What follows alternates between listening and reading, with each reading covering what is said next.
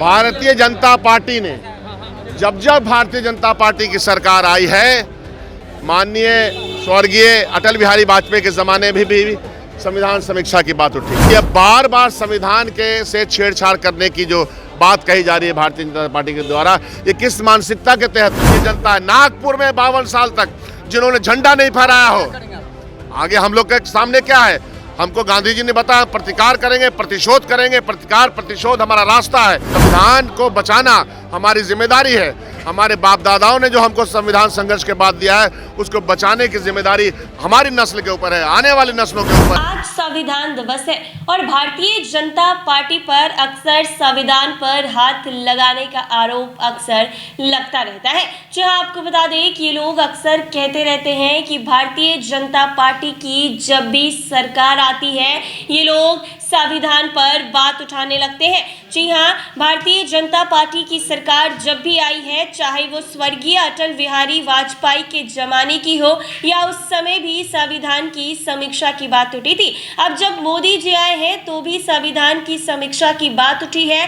पूर्व राष्ट्रपति की अध्यक्षता में भी संविधान की समीक्षा की बात की गई है। बार बार संविधान से छेड़छाड़ करने की जो बात भारतीय जनता पार्टी की तरफ से की जा रही है, इसके पीछे इन लोगों की क्या मानसिकता है? 2 साल 11 महीने तक संविधान सभा की बैठक हुई। आज़ादी के सुरमानाओं ने, बड़े बड़े नेताओं ने उसमें बात करके फैसला किया है और कहा है कि हम भारत के लोग हैं और इस संविधान को अपनाया गया है। संविधान को लेकर अब सुप्रीम कोर्ट ने भी जजमेंट दिया है कि सेक्युलरिज्म और धर्मनिरपेक्षता सोशलिज्म के जो प्रावधान है और जो भी प्रावधान संविधान के अंदर है, उसके खिलाफ बीजेपी काम कर रही है। वो लोग वक्फ बोर्ड संशोधन बिल को लेकर आते हैं। नागपुर में 50 साल तक जिन्होंने झंडा नहीं फहराया है, वो ऐसी बात कर रहे हैं। हम गांधी की राह पर हैं, हम प्रतिकार करेंगे और प्रतिशोध करेंगे। प्रतिकार और प्रतिशोध के रास्ते हमने आज़ादी हासिल की है। शकील अहमद खान से जब पूछा गया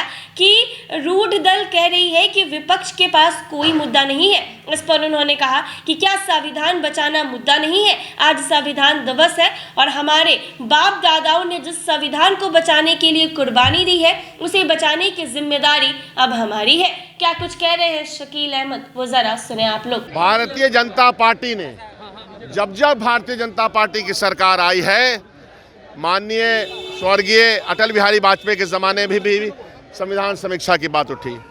जब मोदी जी आए तब भी संविधान समीक्षा की बात उठी और हमारे पूर्व जो हमारे प्रेसिडेंट ऑफ इंडिया थे, उनकी अध्यक्षता में संविधान समीक्षा की बात की गई। तो ये बार बार संविधान के से छेड़छाड़ करने की जो बात कही जा रही है भारतीय जनता पार्टी के द्वारा, ये किस मानसिकता के तहत है? 2 साल 11 महीना तक संविधान सभा बैठी।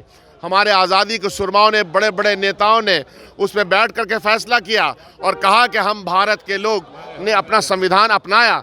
उस संविधान के ऊपर अभी सुप्रीम कोर्ट का भी आ गया है जजमेंट के सेकुलरिज्म के ऊपर, धर्मनिरपेक्षता के ऊपर, सोशलिज्म के जो उसके प्रावधान हैं और जितने भी प्रावधान संविधान के अंदर हैं, उनके खिलाफ ये सब लोग भारतीय जनता पार्टी है। उसी के तहत कभी वक्फ बिल ले आते हैं, आरक्षण के मामले को भी लाते हैं, तो दलितों, अति पिछड़े सब के खिलाफ ये जनता है। नागपुर में 52 साल तक जिन्होंने झंडा नहीं फहराया हो, आगे हम लोग के सामने क्या है?